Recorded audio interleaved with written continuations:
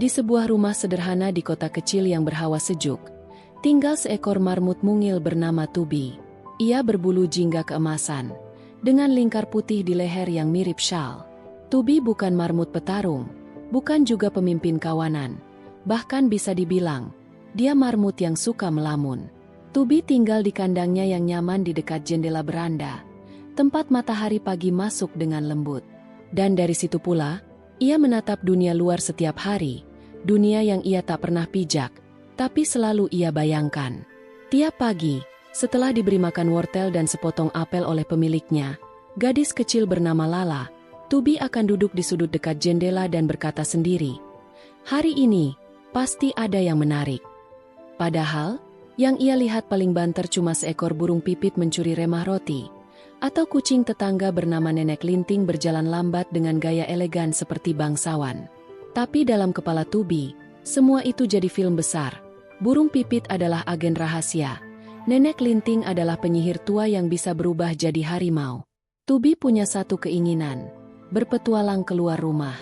Tapi ada satu masalah besar, ia tak pernah keluar dari kandang. Selama hidupnya, dunia adalah ruang tamu, beranda, dan tangan Lala yang hangat. Namun segalanya berubah suatu sore.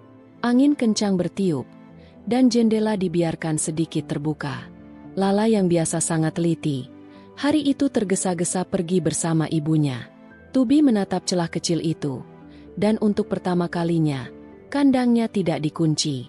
Ia berdiri, jantungnya berdebar. Ia menatap jerami, tempat tidur hangatnya, lalu keluar, pada celah jendela yang mengundang. "Hari ini, aku akan pergi," bisik Tubi. Ia mendorong pintu kandang dengan gigi, sedikit susah karena engselnya macet. Setelah beberapa detik, klik, pintunya terbuka. Tubi melompat turun, merayap pelan ke lantai, lalu memanjat rak kecil, menggunakan lepel di pojok sebagai tali panjat darurat, dan akhirnya, lompat keluar jendela. Tubi menggigil. Udara di luar lebih dingin dari yang ia kira, dan tanah terasa kasar di kaki. Tapi dunia, dunia ini, luas. Ada rumput sejauh mata memandang, ada suara angin, ada wangi bunga, dan ada kupu-kupu warna ungu beterbangan. "Aku, di luar!" Tubi menjerit, lalu terbatuk-batuk karena kebanyakan debu. Ia mulai berjalan, menyusuri jalan setapak kecil di taman, dan setiap langkah membuatnya merasa seperti tokoh utama dalam buku petualangan. Petualangan Tubi pun dimulai.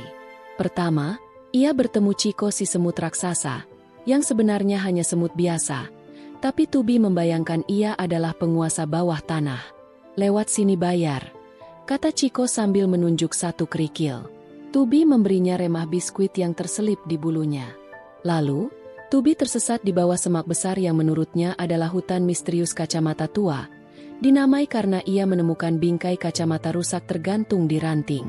Di sana ia bertemu pasukan jangkrik penjaga hutan dan seekor keong tua bernama Budeti, yang bercerita tentang legenda marmut legendaris, yang konon dulu pernah kabur dari rumah dan menjadi penjaga taman selamanya. "Apa kau akan jadi yang berikutnya?" tanya Budeti dengan suara berat. Tubi terdiam. Ia tak pernah berpikir sejauh itu. Saat malam tiba, langit berubah menjadi lautan bintang. Tubi mulai rindu rumah. Tapi jalan pulang tak lagi ia kenali. Ia mencoba memanjat pagar untuk melihat rumahnya, tapi tubuhnya kecil. Ia tersesat di semak gelap, dikejar suara cicak, dan hampir saja dijilat seekor anjing kecil bernama Wowo. Hingga akhirnya, ia menemukan tempat persembunyian, kalengket kosong. Di sanalah ia tidur malam itu, menggigil, memeluk dirinya sendiri. Dunia luar ternyata tidak semudah imajinasi. Esok paginya, suara langkah kaki manusia terdengar. "Lala, itu si marmutmu." Lala berlari ke arah taman, menangis, memeluk Tubi yang kotor dan basah. "Jangan pergi lagi, Tubi. Aku takut kehilanganmu." Tubi mendengkur pelan. Ia tidak tahu artinya, kehilangan. Tapi pelukan Lala lebih hangat dari matahari manapun. Sejak saat itu, Lala membuatkan terowongan taman khusus untuk Tubi. Ia bisa keluar masuk lewat tabung transparan ke kebun kecil buatan di samping rumah. Ia tetap bisa menjelajah, tapi dengan aman. Dan dari tempat tidurnya yang baru, dekat jendela yang kini selalu terbuka sebagian, Tubi duduk lagi, menatap dunia. Besok, aku akan temui kembali Bu Deti. Mungkin aku bisa menjadi penjaga taman.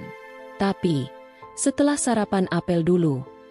Cerita berlanjut sepanjang hari-hari Tubi yang selalu penuh imajinasi, dari menyelamatkan kancing yang ia kira permata, menjelajah pot bunga yang ia sebut lembah tanah hitam, hingga mencoba berteman dengan burung merpati yang cuek. Hidup Tubi tak pernah biasa. Meski ia hanya seekor marmut, pikirannya bisa menjelajah sejauh samudra. Dan begitulah Tubi hidup, di antara kenyataan yang sederhana, dan petualangan yang megah dalam imajinasinya.